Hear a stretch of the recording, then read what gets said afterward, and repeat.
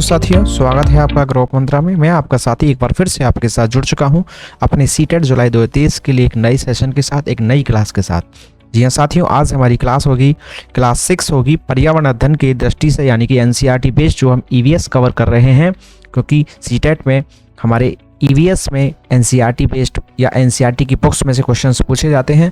तो उसी क्रम में आज हमारी क्लास 6 होगी, जिसमें हम अपना कवर करने वाले हैं हमारा आज का चैप्टर भोजन, यानी कि फूड। एक मोस्ट इंपॉर्टेंट चैप्टर है, जिसमें से हमारे सीटेट में ईवीएस के पोर्शन में बहुत अधिक क्वेश्चन पूछे जाते हैं। तो उसी क्रम में आज हम अपना क्लास को अटेंड करेंगे, ईवीएस की छठी क्लास को। इससे पहले हमने अपनी ईवीएस की 5 क्लासेस और सीडीपी की लगभग 6 क्लासेस और पेडागोजी को लगभग हम थ्योरेटिकल पोर्शन को कंप्लीट कर चुके हैं। अगर आपने उनमें से कोई सी भी क्लास अटेंड नहीं की है या कोई भी क्लास आपकी छूट चुकी है, तो इसी वीडियो के डिस्क्रिप्शन बॉक्स में उनका लिंक है, आप वहां से जाकर उनको एक्सेस कर सकते हैं, अटेंड कर सकते हैं। तो चलते हैं साथियों अपने आज के चैप्टर की ओर बिना किसी देरी के। हमारे सिलेबस में शामिल है भोजन, यानी कि फूड एक टॉपिक भी शामिल है, जिसमें से एग्जाम में क्वेश्चन पूछे जाते हैं ईवीएस वाले पोर्शन में। तो साथियों चलते हैं भोजन की तरफ। तो भोजन की अगर हम बात करें साथियों, तो हमारे देश में अलग अलग राज्यों में भिन्न भिन्न तरह के लोग रहते हैं। बिल्कुल साथियों, हमारा देश क्या है, एक बहुत बड़ा देश है। देखा जाए तो ऐसे कई देश हैं, उनके भी कई गुना बड़ा हमारा खाली एक अकेला भारत देश है। तो इस वजह से, क्योंकि बहुत लंबी इसकी अपनी सीमा रेखा है, काफी बड़ा ही इसका क्षेत्रफल है, और उसी आधार पर तो काफी विविधता पाई जाती है और विभिन्न प्रकार के लोग हमारे इस भारत देश में रहते हैं। तो हमारे देश में अलग अलग राज्यों में भिन्न भिन्न तरह के लोग रहते हैं। और साथियों, जैसी वहां की जलवायु है, जैसी वहां की उपलब्धता है संसाधनों की, मिट्टी, जल और आदि विभिन्न चीजों की, उसी आधार पर वहां की उपज है और उसी आधार पर वहां का खान पान अलग अलग तरह का पाया जाता है। और साथियों, उसी में अगर हम बात करें भोजन की, तो भोजन हमारे जीवन का एक महत्वपूर्ण अंग है। जी हाँ, अगर हम बात करें भोजन की, तो एक ऐसी चीज है जो हमें डेली लाइफ में, अपने दिन प्रतिदिन हमें इसकी आवश्यकता पड़ती ही है। हम एक दिन रह सकते हैं, 2 दिन रह सकते हैं, लेकिन तीसरे दिन हमें भोजन के बिना हम नहीं रह सकते हैं। मरेंगे तो खैर इतनी जल्दी नहीं, लेकिन हम किसी भी कार्य को भी ढंग से नहीं कर सकते हैं। तो इस प्रकृति में, इस जीवन में हमें कुछ करना है, यहाँ तक कि छोटे छोटे कामों के लिए भी अगर हम करना चाहते हैं, तो उसके लिए हमें आवश्यक है ऊर्जा की, और वो ऊर्जा हमें उपलब्ध कराता है भोजन। तो इसीलिए जो भोजन है वो हमारे जीवन का महत्वपूर्ण अंग है। तो साथियों, बिना भोजन हमारा शरीर काम ही नहीं करेगा, जैसा कि मैंने आपको बताया। और साथियों, ऐसा नहीं है कि आपको अगर काम नहीं करना है तो चलो भोजन नहीं करेंगे, मुझे कौन सा काम करना है, तो ऐसा भी नहीं है। अगर आप काम नहीं भी करते हैं और फिर आप भोजन ना लें, सोचे कि मुझे कौन से काम करना है, तो साथियों उसके कारण अगर आप भोजन नहीं लेंगे तो बीमारियां भी लग जाएंगी। जी हाँ साथियों, तो भोजन ना मिलने से हमारे शरीर में बीमारियां भी लग जाएंगी। ये पोषक तत्व हमारे शरीर को ऊर्जा तो देते ही हैं, यानी कि जिसके द्वारा हम काम कर पाते हैं, साथ ही साथ ये हमारी मांसपेशियों की मरम्मत करते हैं और हमें विभिन्न रोगों से लड़ने की क्षमता भी उपलब्ध कराते हैं साथियों। लेकिन ये सभी काम विभिन्न प्रकार के भोज्य पदार्थों को बटे हुए हैं, अर्थात अलग अलग तरह के भोजन में अलग अलग तरह के पोषक तत्व पाए जाते हैं। जी हाँ साथियों, हमारा भोजन कहने को हम कह देते हैं भोजन, लेकिन उसमें विभिन्न प्रकार के अवयव पाए जाते हैं, जैसे कि carbohydrate, vitamin, mineral, protein, lipid आदि आदि। तो साथियों, और हमारा फैट भी होता है इसमें। तो ये सभी चीजें हमारी काम करती हैं, डिफरेंट इनके अपने अपने रोल होते हैं हमारी बॉडी में, लेकिन ओवरऑल हम इसको क्या कहते हैं, भोजन। चलते हैं आगे। तो पहला बिल्कुल फैक्ट पॉइंट के रिलेटेड से एनसीईआरटी बेस्ड जो क्वेश्चन एग्जाम में ईवीएस में पूछे जाते हैं सीटेट में, तो उसी से रिलेटेड हम पॉइंट्सों को बिल्कुल कनेक्ट करेंगे। जी हाँ, सबसे ज्यादा पूछे जाने वाला क्वेश्चन लिंग हू फेन। जी हाँ, लिंग हू फेन क्या है? तो साथियों, एक देश है हांगकांग। जी हाँ साथियों, हांगकांग में सांप खाना बहुत पसंद किया जाता है। जी हाँ, सीटेट अक्सर क्वेश्चन पूछ लेता है कि एक लड़का है, वो अपनी माता से कहता है कि माता, आज तो मुझे सांप का मांस खाने का बहुत मन है, या आज मुझे लिंगहू फेन खाने का मन है, तो बताइए वो बच्चा किस देश का होगा। इस प्रकार से भी क्वेश्चन आया हुआ है। तो साथियों, लिंगहू फेन जो है वो सांप का मांस होता है, या सांप से बना हुआ एक खाने की डिश होती है जो कि हांगकांग में बहुत ज्यादा पसंद किया जाता है। तो लिंग हू फेन क्या है, हमारा सांप का खाना है, या सांप से बनने वाला एक खाना है, जैसा कि आप पिक्चर में कुछ देख पा रहे हैं। तो जो कि सबसे ज्यादा कहाँ पसंद किया जाता है, हांगकांग में पसंद किया जाता है। चलते हैं अगले बिंदु की ओर। समय आपका बिल्कुल खराब नहीं करना, अब जल्दी जल्दी चीजों को कवर करना है, क्योंकि बहुत सारी चीजें हैं और हमें सभी को कवर करना है, और हमारे अन्य विषय भी होते हैं। तो साथियों, अगला बिंदु है, कश्मीर में सरसों के तेल में बनी मछली बहुत पसंद की जाती है। जी हाँ साथियों, कश्मीर में मछली खाना पसंद करते हैं, वो भी किस में, सरसों के तेल में बनी हुई। चलते हैं अगले बिंदु की ओर। साथियों, गोवा में नारियल के तेल में बनी समुंदर की मछली बहुत पसंद की जाती है। जी हाँ, कश्मीर में जो है मछली पसंद करते हैं सरसों के तेल में बनी हुई। वहीं अगर हम बात करें गोवा में, तो वहां पर मछली को कैसे पसंद करते हैं, नारियल के तेल में बनी हुई। जी हाँ साथियों, तो कश्मीर में मछली पसंद करते हैं सरसों के तेल में बनी, और गोवा में पसंद करते हैं नारियल के तेल में बनी मछली। अगला है साथियों, टैपियोका। जी हाँ, सीटेट ने बहुत बार ईवीएस में क्वेश्चन पूछा है। तो टैपियोका है क्या? तो साथियों, केरल में नारियल डली हुई करी, यानी कि जो नारियल की जो डली होती है, करी जो होती है, उससे बनाई जाती है, और उसके साथ उबला हुआ टैपियोका खाने में बहुत पसंद किया जाता है। अब ये टैपियोका है क्या? तो साथियों, नारियल पेड़ पर लगता है जिससे करी बनाते हैं, और दूसरी चीज है टैपियोका। तो टैपियोका जो है वो जमीन के नीचे उगाया जाता है, जैसा कि आप लेफ्ट वाली पिक्चर में देख पा रहे हैं। तो क्या है, ये टैपियोका है, जो कि जमीन के अंदर पाया जाता है। देखने में जैसे गाजर मूली होते हैं, इस प्रकार की चीज होती है, लेकिन इसकी डिश बनाई जाती है जो केरल में बहुत खाई जाती है, नारियल और टैपियोका को मिलाकर, जो कि आप राइट हैंडेड वाली पिक्चर में देख पा रहे हैं। तो टैपियोका जमीन के अंदर उगाया जाता है, या जमीन के अंदर पैदा होने वाली एक पौधा है या एक फसल है, जिसको केरल में बहुत पसंद किया जाता है नारियल की डली की करी के साथ। चलते हैं अगले बिंदु की ओर। अगला है साथियों, सीटेट में आने वाला एक और महत्वपूर्ण क्वेश्चन में से एक, कि अगर हम बात करें वलसाड की, जो कि एक रेलवे स्टेशन है गुजरात का। जी हाँ, वलसाड यानी कि गुजरात का एक रेलवे स्टेशन, वहां पर बटाटा वड़ा, जैसा कि आप सीधी हाथ वाली पिक्चर में ऊपर देख पा रहे हैं, पकौड़े से जो रखे हुए हैं, तो बटाटा वड़ा, पूरी साग, जैसे आप साग पूरी, यानी कि हमारे यहाँ पर उत्तर प्रदेश की भाषा में जिसको पूरी सब्जी कह देते हैं, साग का मतलब सब्जी होता है, और दूध बहुत प्रसिद्ध है। जी हाँ साथियों, तो वलसाड यानी कि गुजरात के एक रेलवे स्टेशन पर बटाटा वड़ा, पूरी साग और दूध बहुत ही प्रसिद्ध है।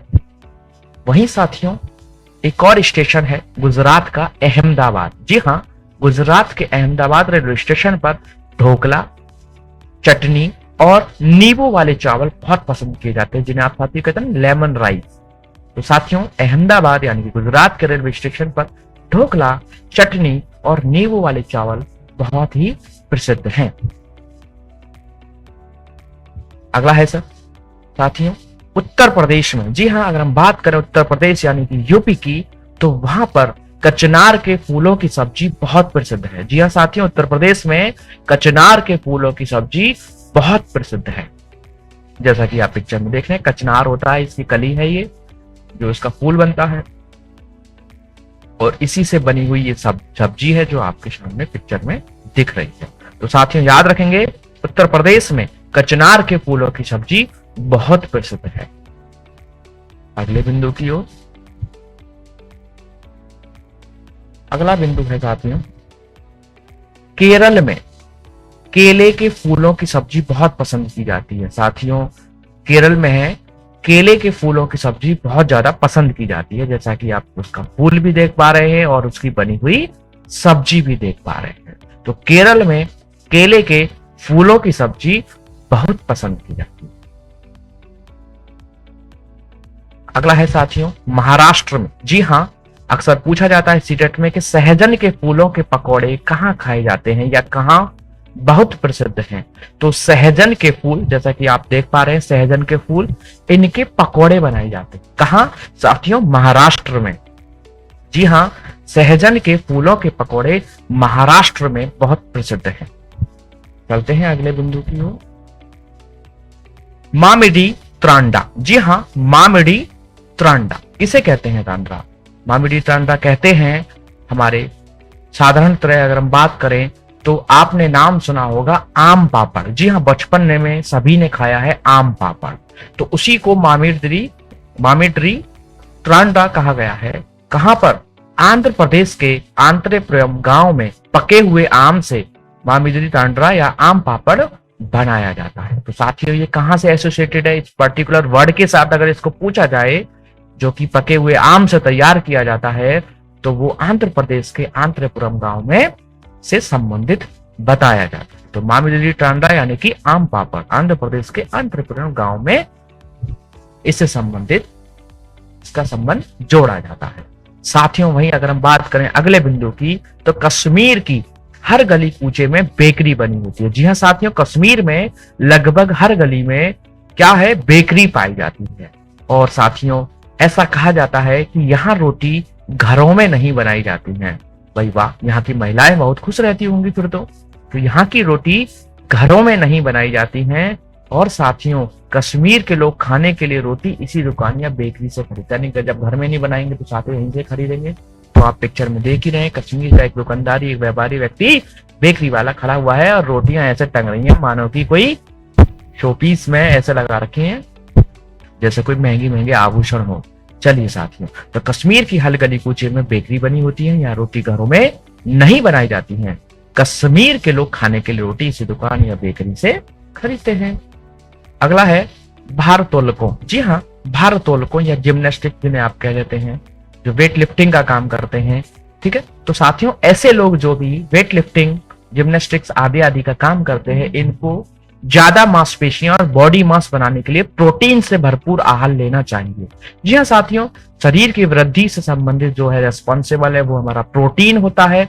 हमारा शरीर में प्रोटीन जो है वो मांसपेशियां और बॉडी बिल्डिंग करने में महत्वपूर्ण रोल प्ले करता है, क्योंकि प्रोटीन युक्त भोजन भोजन जो है शरीर वर्धक भोजन कहलाता है। तो देख रहे हैं आप, भारोत्तोलकों यानी कि वजन उठाने वाले, जिम्नास्टिक्स लोग को भी आप इसके साथ जोड़ सकते हैं। इनको अपने भोजन में प्रोटीन ज्यादा लेना चाहिए, क्योंकि ज्यादा मांसपेशियां और बॉडी मास बनाने के लिए प्रोटीन एक शरीर वर्धक भोजन है। चलते हैं अगले बिंदु की ओर। अगला है साथियों, भोजन बनाने का सबसे अच्छा तरीका क्या है? जी हाँ साथियों, अगर हम एक स्वच्छ और अच्छा स्वस्थ भोजन करना है तो इसके लिए हम जो भोजन को पकाते हैं, भोजन को अच्छे से तो पकाया ही जाना चाहिए, लेकिन उसको पकाने से पहले भी कुछ क्रियाएं होती हैं। जैसे कि सब्जी को बहुत से लोग क्या करते हैं कि पहले काट लेते हैं फिर धोने का काम करते हैं। तो साथियों, ये गलत बताया जाता है।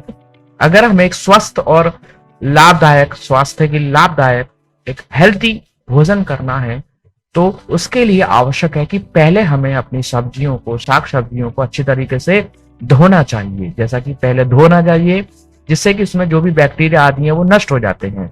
और उसके बाद फिर हमें उसको, भोजन को, जो भी भोज्य पदार्थ यानी कि शाक सब्जी है, उसको काटना चाहिए। बहुत से लोग ऐसा करते हैं, तो जो बैक्टीरिया अभी तक बाहर लगे हुए थे, अगर आपने सब्जी को पहले ही काट लिया तो जो बैक्टीरिया बाहर लगे हुए थे वो अंदर तक आ जाएंगे अब। और अगर आप अब धोएंगे तो दूसरा नुकसान यह भी है कि जो भी उसके पोषक तत्व हैं वो धुलने के बाद जब काट लेते हैं तो आप उसके अंदर से जो पोषक तत्व हैं वो पानी में बह सकते हैं। तो साथियों, इसलिए पहले भोजन को या शाक सब्जी आदि को अच्छे तरीके से पहले धोना चाहिए, फिर उसके बाद उनको काटना चाहिए। चलते हैं अगले बिंदु की ओर। साथियों, कार्बोहाइड्रेट और वसा। जी हाँ साथियों, कार्बोहाइड्रेट और वसा हमारे शरीर को क्या करते हैं? ऊर्जा देते हैं। अक्सर पूछा जाता है कि हमारे शरीर को सबसे ज्यादा ऊर्जा कौन देते हैं, तो इसका आंसर होता है कार्बोहाइड्रेट और वसा। लेकिन साथियों, दोनों ही देते हैं। अगर हम बात करें इन दोनों में भी कौन देता है, तो वैसे तो साथियों वसा में बहुत ज्यादा एनर्जी होती है, लेकिन वसा जो है वो स्टोर्ड एनर्जी माना जाता है या संचयी ऊर्जा माना जाता है। ये तुरंत ऊर्जा देने का काम नहीं करता है, इसलिए इसका आंसर कार्बोहाइड्रेट दिया जाता है, क्योंकि कार्बोहाइड्रेट हमें तुरंत ऊर्जा प्रदान करने का कार्य करता है। और वसा यानी कि जो भी आपके घी आदि, जो मक्खन आदि ऐसी तेलीय पदार्थ जो होते हैं वो हमारी वसा उपलब्ध कराते हैं। और कार्बोहाइड्रेट हमारा जो है आलू है, गेहूं है, इस प्रकार की जो भी चीजें हैं उनसे हमें कार्बोहाइड्रेट मिलता है। तो कार्बोहाइड्रेट और वसा में बहुत ही प्रचुर मात्रा में ऊर्जा पाई जाती है, या इनके द्वारा हमें बहुत ज्यादा ऊर्जा मिलती है। साथियों अगला बिंदु है, अगर पके हुए चावल रेफ्रिजरेटर में अपेक्षाकृत लंबे समय तक परिरक्षित किए जा सकते हैं। जी हाँ, क्योंकि हम किसी भी चीज को जब रेफ्रिजरेटर में रखते हैं या किसी ठंडी जगह पर रखते हैं तो उसका जो रोगाणु है वो कम तापमान पर नष्ट हो जाते हैं। जी हाँ साथियों, बहुत सारे हमारे बैक्टीरियाज होते हैं और उनकी एक प्रकृति होती है कि जब कम तापमान होता है तो वो ग्रो नहीं कर पाते हैं या मल्टीप्लिकेशन नहीं कर पाते हैं, उनकी संख्या बढ़ नहीं पाती है, और जब बैक्टीरिया आदि मर जाएंगे तो फिर हमारा भोजन खराब नहीं होगा। तो साथियों इसलिए ही हम अपने भोज्य पदार्थों को फ्रिज में रखते हैं। ज्यादातर ऐसे बैक्टीरियाज जो हमारे भोजन को खराब करने का काम करते हैं वो ठंडे यानी कि कम तापमान होने पर नष्ट हो जाते हैं या आगे उनकी वृद्धि हो ही नहीं पाती है। इसलिए हम अपने भोज्य पदार्थों को रेफ्रिजरेटर में रख सकते हैं, ना कि सिर्फ चावल ही। साथियों कोई भी भोज्य पदार्थ हमारे ज्यादातर फ्रिज में रखने से क्या होता है, रोगाणु जो होते हैं उसके कम तापमान पर नष्ट हो जाते हैं, जिसके द्वारा हम उनका संरक्षण कर सकते हैं। चलते हैं अगले बिंदु की ओर। यह साथियों विटामिन से संबंधित बहुत क्वेश्चन आता है। तो साथियों विटामिन ऐसे पदार्थ होते हैं जो शरीर को रोगों से बचाते हैं। जी हाँ साथियों, जैसे कि हमने बताया कि हमारा कार्बोहाइड्रेट और वसा जो है हमें ऊर्जा प्रदान करते हैं, जो हमारे प्रोटीन है वो शरीर वर्धक होते हैं, उसी प्रकार से हमारे विटामिन जो होते हैं वो शरीर को रोगों से बचाते हैं। जान लेते हैं पहला विटामिन। तो विटामिन ए की बात करें तो इसकी कमी से हमें रोग होता है रतौंधी या कम दिखाई देना। ठीक है, क्या लक्षण है विटामिन ए की कमी से जो रोग होगा रतौंधी? इसमें क्या होगा, रात में दिखाई नहीं देगा या दिन में भी कम दिखाई देना शुरू हो जाएगा। तो कम रोशनी में दिखाई नहीं देता है विटामिन ए की कमी के कारण। इसका स्रोत क्या है साथियों? तो दूध, अंडा, मछली, पपीता, आंवला और हरी पत्तेदार सब्जियां आदि अगर हम खाएं तो हमें विटामिन ए भरपूर मात्रा में मिल सकता है।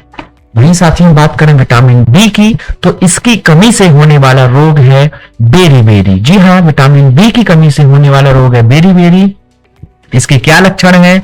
थकावट बहुत ज्यादा होना, मांसपेशियां कमजोर हो जाना। विटामिन बी हमें कहां से मिलता है? तो ये हमें यकृत से मिलता है, संतरा से, अंडा, खमीर, मूंगफली और बिना पॉलिश की हुई दालें आदि खाने से विटामिन बी हमें मिलता है। वहीं साथियों विटामिन सी, तो विटामिन सी की कमी से हमारा रोग होता है स्कर्वी। जी हाँ, बहुत पूछा जाता है विटामिन सी की कमी से होने वाला रोग, तो उत्तर होगा स्कर्वी। तो इसका लक्षण क्या है? मसूड़ों से खून आना, यानी स्कर्वी जो एक समस्या है, बीमारी है, वो हमारे मुख में यानी कि मसूड़ों में पाई जाती है। हमारे दांतों से या मसूड़ों से संबंधित समस्या है स्कर्वी, जो विटामिन सी की कमी से होती है। तो इसमें क्या होता है, मसूड़ों से खून आता है, जोड़ों और मांसपेशियों में दर्द होता है और घाव भरने में भी समय लगता है। विटामिन सी की कमी से ये होने वाली समस्याएं, और जिसमें एक स्कर्वी है वो मुख्यतः मसूड़ों से संबंधित है।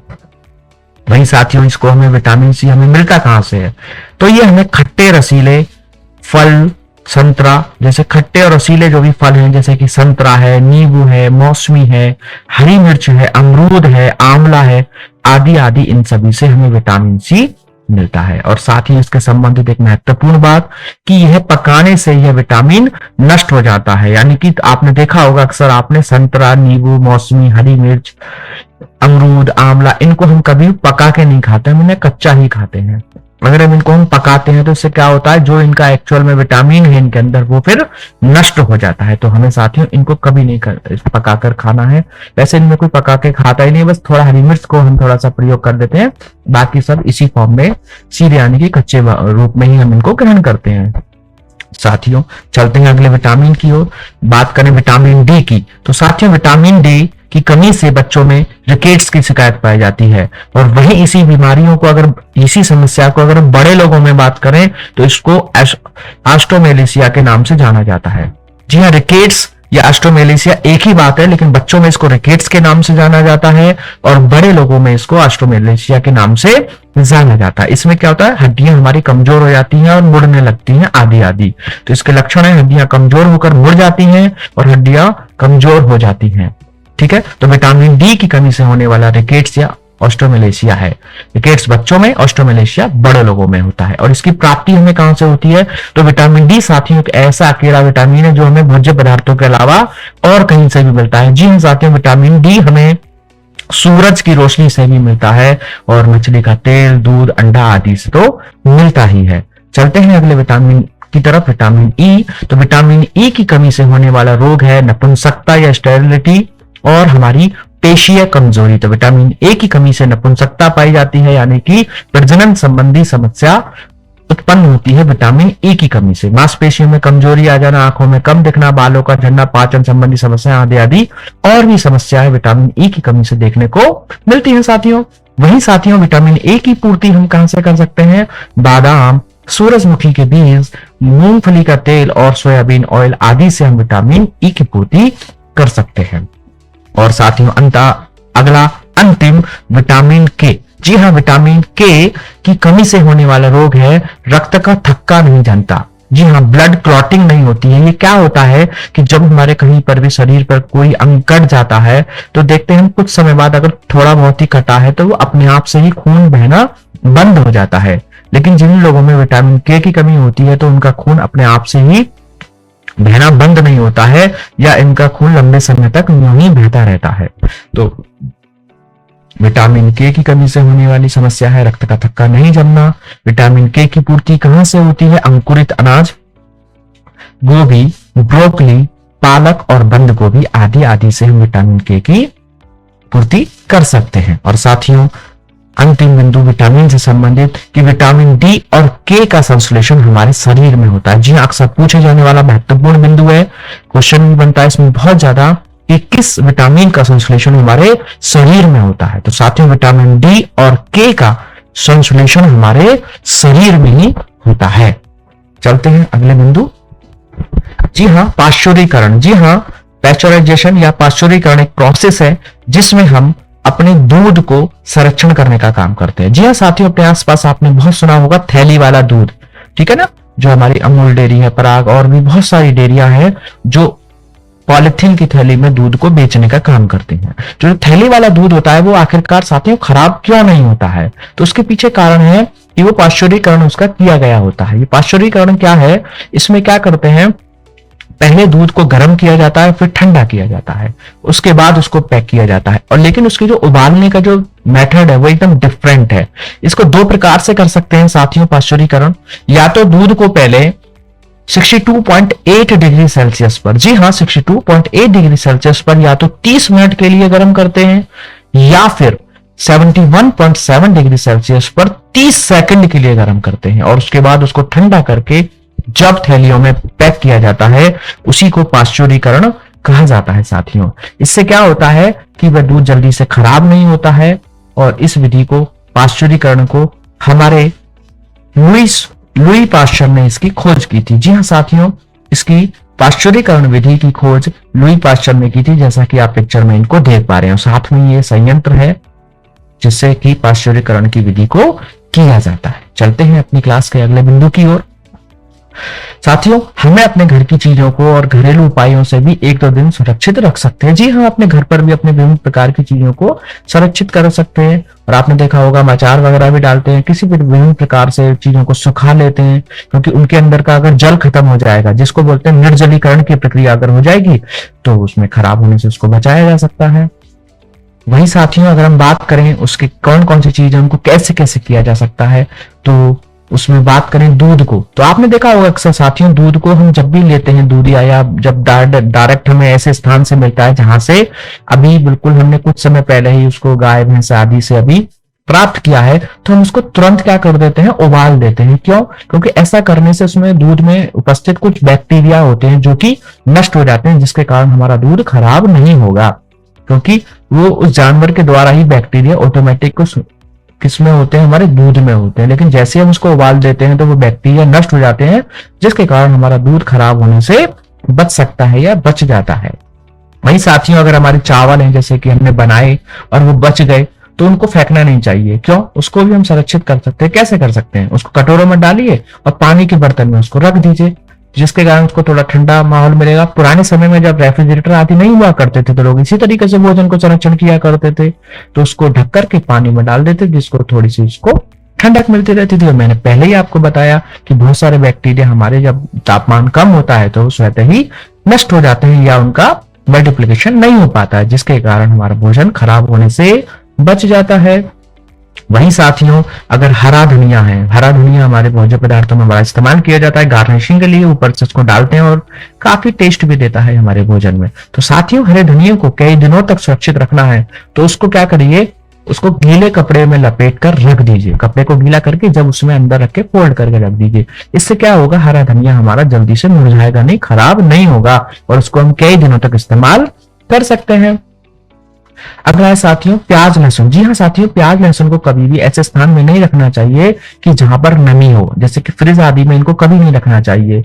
ना ही ऐसे स्थानों पर रखना चाहिए जहां नमी हो। इसको ऐसे स्थान पर रखना चाहिए जहां पर हवा लगती रहे, एकदम धूप भी ना हो कि नमी से बचाकर ऐसे खुले स्थान पर भी ना रखें जहां धूप हो, और ऐसे स्थान पर भी ना रखें जहां नमी हो। साधारण नॉर्मल आप अपने किसी स्थान पर रख सकते हैं। इससे क्या है कि इनकी खराब होने की संभावना बहुत कम रहती है वहां पर। अगला है साथियों आम को कैसे बचाया जा सकता है। तो आम को जाड़े के लिए सुरक्षित करने के लिए लोग आम का अचार बना लेते हैं और आम पापड़ आदि मांडरा जो मैंने आपको पहले भी बताया था वही कर लेते हैं। तो आम को जाड़े के लिए सुरक्षित रखने के लिए आम का अचार और आम पापड़ आदि बनाया जाता है।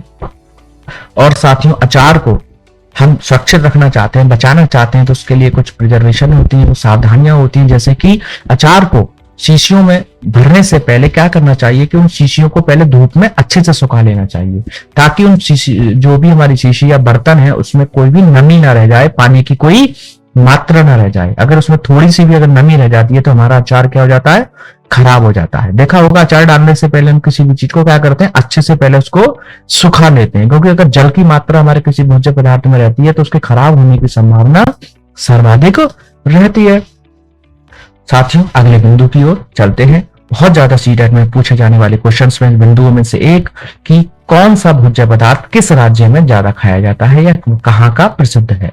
तो हम राज्यों से चर्चा करेंगे और बताएंगे वहां पर कौन से खाद्य पदार्थ ज्यादा प्रयोग किए जाते हैं।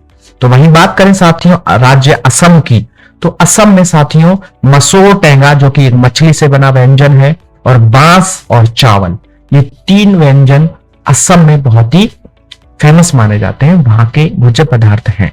गोवा में साथियों मछली जो कि नारियल के तेल में बनी, जैसा कि मैंने आपको पहले भी बताया था। वहीं साथियों गुजरात में ढोकला, खांडवी और लेमन राइस आदि बहुत पसंद किया जाता है। और साथियों जम्मू कश्मीर में तबक माछ, जी हाँ जम्मू कश्मीर में तबक माछ बहुत खाया जाता है, जो कि साथियों एक भेड़ का मांस है। बहुत इंपॉर्टेंट है ये बिंदु, कई बार एग्जाम में क्वेश्चन में पूछा गया है और विभिन्न अन्य एग्जामों में भी पूछा जाता है कि तबक माछ किसे कहते हैं। तो साथियों जम्मू और कश्मीर में तबक माछ यानी कि भेड़ का मांस, कलाड़ी पनीर और राजमा और कहवा बहुत प्रसिद्ध है।